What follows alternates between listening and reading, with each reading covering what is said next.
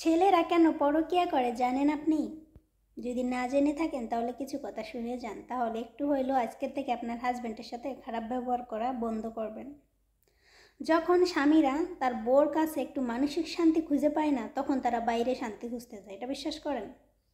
আবার অনেকে বলবেন না, যেই ছেলের চরিত্র খারাপ সেই ছেলেই পরকীয়া করতে যায়। যাদের চরিত্র খারাপ তারা তো যায়, আর যাদের চরিত্র ভালো তারাও কিন্তু যায়। কিসের কারণে যায় জানেন? বউয়ের কারণে যায়। কিছু কিছু বউকে আমি দেখছি যে স্বামীকে স্বামী মনে করে না, কুত্তার মতন ব্যবহার করে। স্বামী যদি একটা চর মারে, সেই মেয়েও তাকে 10টা চর মারে।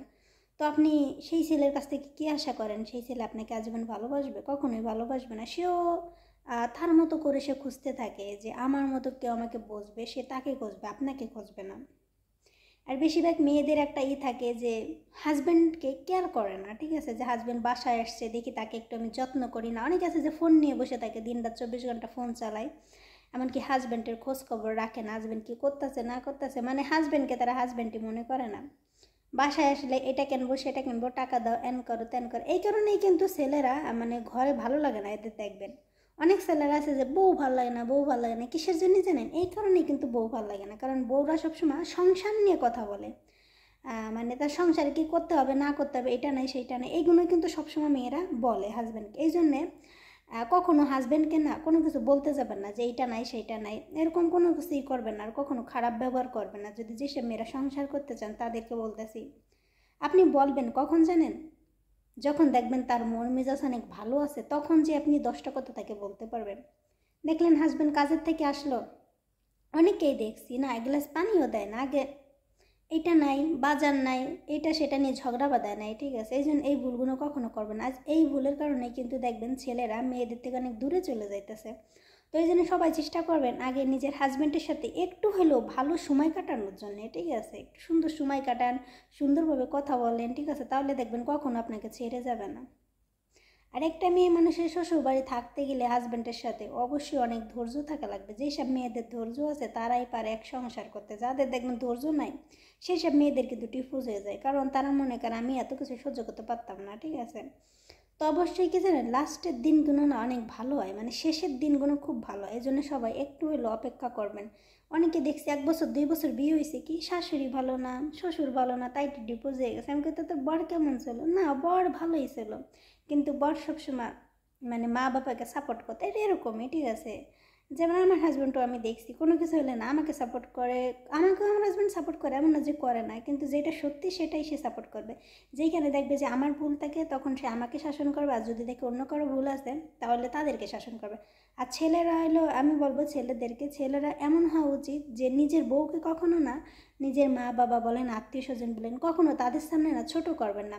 তাদের সামনে আপনার বউকে আপনি বড় রাখবেন, তাহলে দেখবেন আপনার বউ আপনাকে মানে তার জীবন দিয়ে ভালোবাসবে, ঠিক আছে? আর আপনি যদি আপনি সবার সামনে যদি নিজের বউকে অপমান করেন, মানে বিয়াদবের মতন কথা বলেন, তাহলে ওই মেয়েটা জানেন আপনাকে কিন্তু অতটা কেয়ার করবে না, ভালোবাসবে না, তখন আপনার প্রতি মন উঠে যাবে তারও। তো এই জন্য হলে সবসময় নিজের বউকে উপরে রাখবেন। যেমন আমার হাজব্যান্ড কিন্তু আমাকে, আমার শ্বশুরবাড়ির সবাই, আমি মানে আমি যেটা বলবো সেটা, ওরা যদি একটা জিনিস করতেও যায় সবার আগে আমার কাছে শোনে, ঠিক আছে? এইখানে এটা কিন্তু অনেক মেয়ের একটা স্বপ্ন যে শ্বশুরবাড়ির সবাই তাকে অনেক ভালোবাসুক, এমনকি তার কথা শুনে। যেমন আমার শ্বশুরবাড়ি, আমার শাওরি যদি বলেন যে একটা কাজ করা লাগবে, সিম্পল একটা কাজ যেটা আমার কাছে শুনে তারপরে করবে, এটাকে আমি করব এমন, ঠিক আছে? এমন আমার হাজব্যান্ডও এরকম, আমি কি করবে না করবে সবার আগে আমার ডিসিশন হলে সবচেয়ে বড়, আমি যেটা বলবো সবাই সেটাই করবে, ঠিক আছে? তো এই জন্যে স্বামীর সাথে সবাই ভালো ব্যবহার করবেন, ঠিক আছে? তাহলে দেখবেন আপনার ডিভোর্সও হবে না, সারাসারিও হবে না। অবশ্যই সবসময় নিজের স্বামীকে একটু যত্ন করেন। যেমন আপনার ছোট বাচ্চা একটা হইলে তাকে কতটা ভালোবাসেন, তাকে খাওয়াই দেন, কত কিছু করেন তার জন্য, করেন না? তো অবশ্যই নিজের হাজব্যান্ডের জন্য এরকম করবেন, তাহলে দেখবেন আপনার হাজব্যান্ড আপনাকে ছেড়ে কখনোও যাবে না। একটু ভালোভাবে ব্যবহার করবেন, খারাপ ব্যবহার কখনো করবেন না। একটা কি জানেন, মেয়ে মানুষে আমরা দুনিয়ায় আসছি, আমরা কিন্তু এমন না যে স্বামীর বাড়ি থেকে গেলে আমাদের বাপের বাড়ি অনেক সুখ, কখনোই কিন্তু বাপের বাড়ি আমাদের সুখ না। অবশ্যই আমাদের স্বামীর বাড়ি আমরা যতদিন থাকবো ততদিনই আপনার দাম, ঠিক আছে? একটা মেয়ের একবার ডিপোজ হইলে দেখবেন ওই মেয়েটাকে সবাই মানে খারাপ বলবে। আর একটা ছেলে যদি 10টা বিয়ে করে আসে, তারপরও ওই ছেলেকে কখনো বলবে না যে তুই 10টা কিসের জন্য বিয়ে করেছে। আর একটা মেয়ের যদি একটা ভুলের জন্য একটা ডিপোজ হয়, তাও দেখবেন জীবনে ওই মেয়েটা শোনা লাগবে যে ডিভোর্স হয়েছে, কে বিয়ে করবে, ভালো জায়গাতে বিয়ের কিন্তু আসবে না। যেসব মেয়েদের ডিভোর্স হয়েছে দেখবেন ভালো জায়গাতে বিয়ের কিন্তু আসে না, ঠিক আছে, যে ভালো একটা ছেলেও কিন্তু আসে না বিয়ে করতে।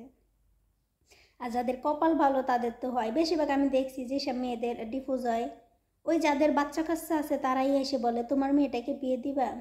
তখন ফ্যামিলিতে যদি বলেন না আমার মেয়েকে, যার বাচ্চা কাচ্চা আছে তার সাথে আমি কেন বিয়ে দেবো, তখন দেখবেন ওরা উত্তর দেয় তোমার মেয়ের তো ডিভোর্স হয়েছে, কে বিয়ে করবে এমন মেয়ে, ঠিক আছে, তো ডিভোর্স হয়েছে তো কী হয়েছে, মেয়েদের কি মানে কি বলবো, যাই হোক এসব বিষয় নিয়ে কথা বলতে চাই না, ঠিক আছে। তো অবশ্যই আমি এটাই বলতে চাই, যারা স্বামীর সাথে দেখবেন আপনাদের বনতেছে না, আজকে থেকে আপনারা আমি টিপস জানাইতেছি 5টা সত্যি কথা। আপনার হাজব্যান্ড বাসায় আসলে না সবার আগে তারা একটু যত্ন করবেন, সে কী কী খেতে পছন্দ করে তাকে সবসময় সেই খাবারগুলো দেবেন, মানে তার প্রয়োজনীয় জিনিসগুলো সবসময় তাকে আপনি বলার সাথে সাথে সে মানে মানে চাওয়ার সাথে সাথে আপনি সেগুলো গুছিয়ে রাখবেন। আর বিশেষ করে আপনার রুমটা সবসময় আপনি সুন্দর করে সাজিয়ে রাখবেন, ঠিক আছে।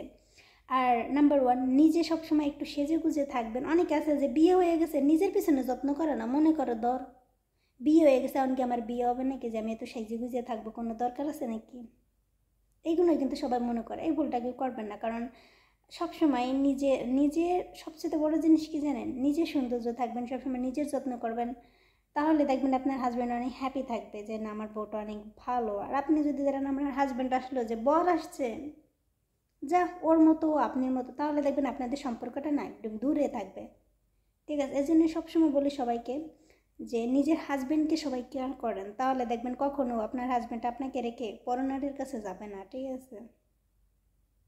আর ভিডিওটা ভালো লেগে থাকলে অবশ্যই বন্ধুরা শেয়ার করে দিবা, ওকে। আর আমার পাশে থাকবেন, আর আমার চ্যানেলটিকে সাবস্ক্রাইব করতে কিন্তু একদম ভুলবেন না। তো এখন হলে আমি রান্না করব, অবশ্যই ওই রান্নাগুলো আমি পরের ব্লগে আপনাদেরকে শেয়ার করব। আজকে হলে আমি চিকেন বিরিয়ানি রান্না করব, আর সাথে হলে একটু কলিজা ভুনা করব, তো ভাবলাম ওইটা আমি আলাদা ব্লগ করে আপনাদেরকে শেয়ার করব। তো সবাই ভালো থাকবেন, আল্লাহ হাফেজ।